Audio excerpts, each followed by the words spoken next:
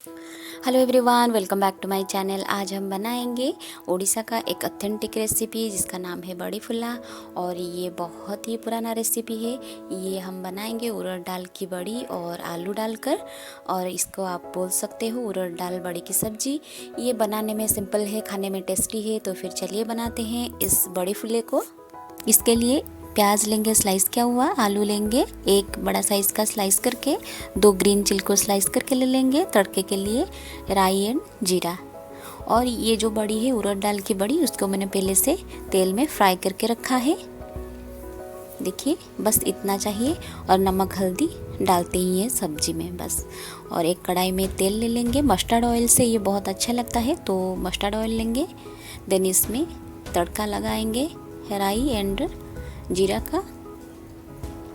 Green chilli भी add कर लेंगे।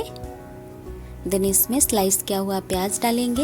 ये प्याज मैंने 2 मीडियम साइज़ का प्याज यहाँ पे लिया है स्लाइस करके।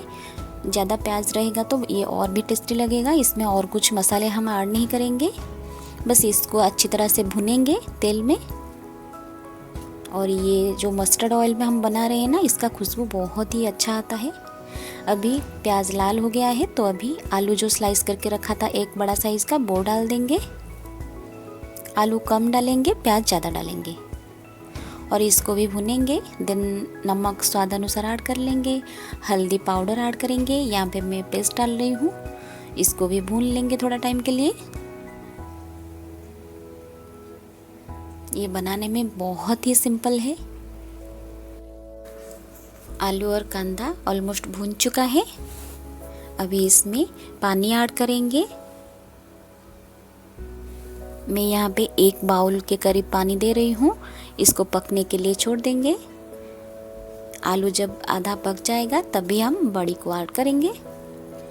आप ज़रूर इस सिंपल रेसिपी को ट्राई कीजिए। इसमें कुछ मसाले नहीं है और बहुत ही अच्छा भी लगता है। ये पूरा ऑथेंटिक पुराना डिश है उड़ीसा का।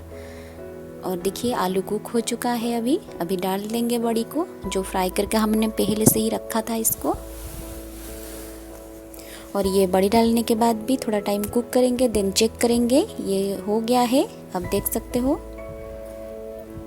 देन थोड़ा सा रेड चिली पाउडर मैं यहाँ पे स्प्रिंकल कर रही हूँ, जो कि ऑप्शनल है, आप इसको स्किप कर सकते हो। फ्लेम ऑफ करके इसको बाउल में निकाल लेंगे। आप देख सकते हो कितना पानी मैंने रखा है ग्रेवी के लिए। बहुत ही कम रहेगा, लेकिन ये थोड़ा जूसी जूसी रहेगा। और ये बहुत ही टेस्टी है। ज़रूर इसको घर पे ट्राई कीजिए और मुझे कमेंट सेक्शन में बताइएगा कैसा लगा।